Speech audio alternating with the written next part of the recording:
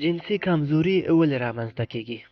سلام، ستړي مه شئ، زموږ احساس انفو چینل ته پخیر راغلی. لومړی، سګرټ څښل. هر ډول نشه یي توکي د زړه په روغتیا باندې بد اغېزه کوي، چې په هغوی کې سګرټ هم شامل دي. کله چې زړه نشي کولی اعضا ته په کافي اندازه وینه ورسوي، نو هغه وخت نامردي تضمین کېږي. دویم، شوګر. د دې ناروغۍ له امله د وینې د ګلوکوز کچه نورمال نه پاتې کېږي او په عصبونو هم اغېزه کوي، چې له امله یې شاوخوا 50% ناروغان په نامردۍ اخته کېږي. چاغوالی. چاغښت خلک د نورو ستونزو ترڅنګ د کلسترول په رنځ هم اخته کوي، چې له امله یې د وینې جریان متاثره کېږي او اخر د نامردۍ سبب شي. څلورم، نورې ناروغۍ.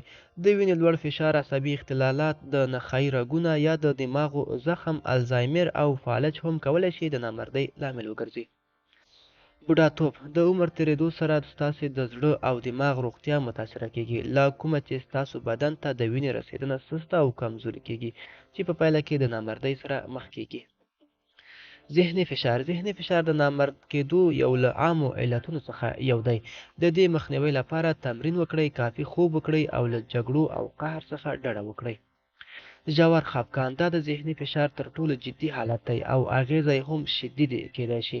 د ژور خفګان لپاره درمل هم نامردۍ لامل کېږي. فحشا. په فحشا فلمونو کې ښودل کېږي غیر طبیعي او غیر حقیقي صحنې د ځوانانو په ذهنونو کې د کم ظرفیت او کمزورۍ احساس رامنځته کوي، چې دا د دوی د نامردۍ لامل کېږي. پکتوب.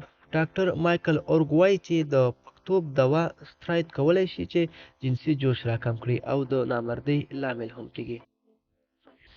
جانبي عوارض. د ځینو درملو په جانبي اغېزو نامردۍ هم شامل وي. په دې کې د وینې فشار درمل، انټي هایسټامینز، ذهني فشار او ژور خفګان لپاره درمل شامل دي.